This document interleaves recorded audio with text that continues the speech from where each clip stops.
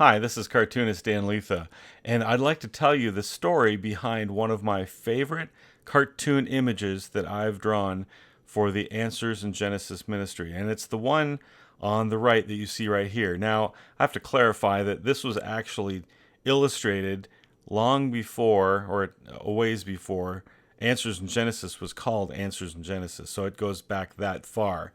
In fact, we had much different technology back in that day too. We had these types of things that we were working with back in that time. The one on the right, do you know what that is? That's a tool that Ken Ham used to use quite a lot in his talks. He didn't have a computer and he didn't have PowerPoint or Apple Keynote or whatever you want to think about for a presentation program. He didn't use a computer at all. He used these piles of transparencies with images printed on them or text printed on them, and so he would put them on the overhead projector, and that would be beamed up on the screen. So this was at a meeting down in Minnesota. I lived in Minnesota at the time. This was actually the first time that I'd met Ken Ham in person, and in fact, this was the first time that Ken ever used one of my illustrations in one of his talks too. But you can see him down in the lower right-hand corner there, and he's got his overhead or the projector and the transparencies, and the particular one that he's shown there is one of my cartoons. What a moment that was for me. But anyway, so that's how his talks worked back in that day with these overhead transparencies. Well, I had been working on the book A is for Adam. I finished that children's book for Ken Ham. Then I did 2 years of volunteer work for Ken before they hired me full time in 1997. So I'm at home in Minnesota, and Ken called me up one day and he said, "Hey, I need you to draw a picture that shows that the Bible and millions of years don't go together." That's pretty much all the instruction that he gave to me.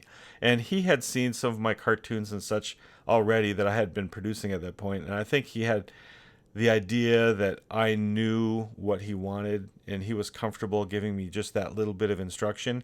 And so I went to work on it, and I started to think, how can I do that? How can I show that those two things don't go together?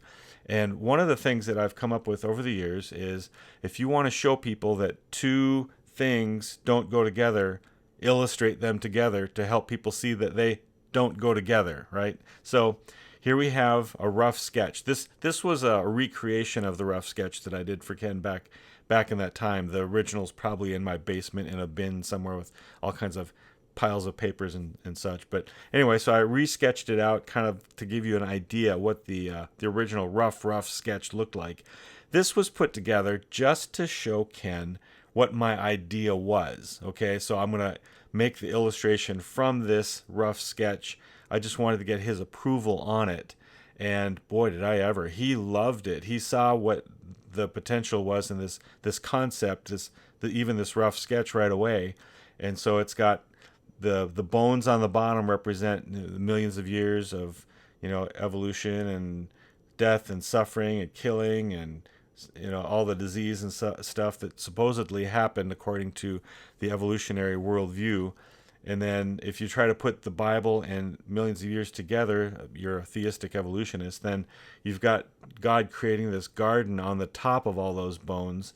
And then what did the Bible say that God did after he finished creating? He called everything very good. So there are Adam and Eve in the Garden of Eden, and Eve is saying, "Oh, Adam, this is such a perfect world." And Adam is saying, "Yes, Eve, it's very good, just like God said, but is it really very good? Look at all that ugliness underneath." So it's kind of like sweeping something under the rug and saying, "Hey, the room's good, it's all clean." It really is not. So that was the concept. Ken loved it.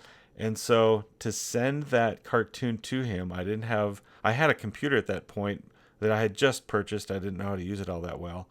And the main way to send an illustration to someone was on a fax machine. That's what this little gizmo is here. In fact, this is a picture of the fax machine that the answers, well, it wasn't, like I said, it wasn't Answers in Genesis yet, but Ken Ham had sent this to me. They had purchased a fax machine, sent it to me, and then said, "This is what I want you to send me your sketches on." And so I would draw something up on a piece of paper, feed it into the top of that fax machine. It would go in there. It would digitize into a signal. It would go over the phone lines, and then on a fax machine on the other end, it would come out all printed out, but it wasn't clean. It was kind of all jaggy and stuff because that's the way the technology was back in the day. So the sketch that he got looked even worse than the rough sketch that I'm showing you right here, this recreation that I've done. Well, he absolutely loved it, and so then I went ahead and it took me quite a while to paint up the next version of this particular illustration. Now, the one that you're looking at here is actually one that I recreated since that other version that I made.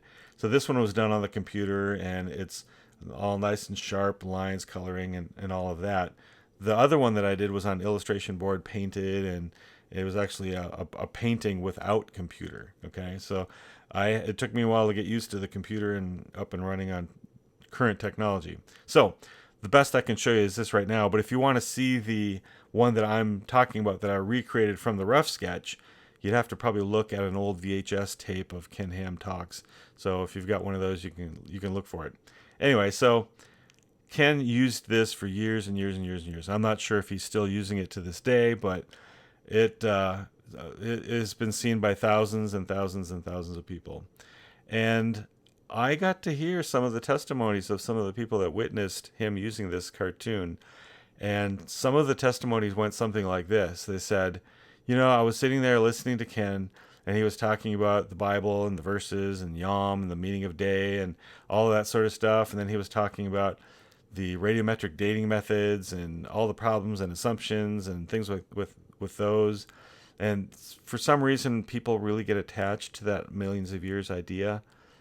But then he put that illustration up on the screen, and they got it. It blew me away, the testimonies of people that said that they just wouldn't let go of the millions of years until this cartoon came up on the screen. And it really has helped them, and dare I say, maybe changed their lives in a meaningful way. So praise the Lord that God can use even cartoon illustrations to communicate points of scriptural truth to people and make a difference in their lives. Now, the funny part of this whole story is that back when I had done that original rough sketch, that one right there, well, the one that looks kind of like this, I found out years later that Ken wanted to get that into his talks so badly that he took that fax sketch, the really bad jaggy one, and he put that on one of his overhead transparencies, and he used that for weeks in his talks until I got him the new nice painted one. He could not wait to get that illustration into his talks. And so I was deeply embarrassed that people had seen this rough sketch not produced for public consumption. But Ken didn't seem to care about that, and boom, off he went with this new illustration concept, and he used it lots and lots and lots. So it's actually been reproduced by other creation ministries now, and so the concept's getting around, which I'm happy about.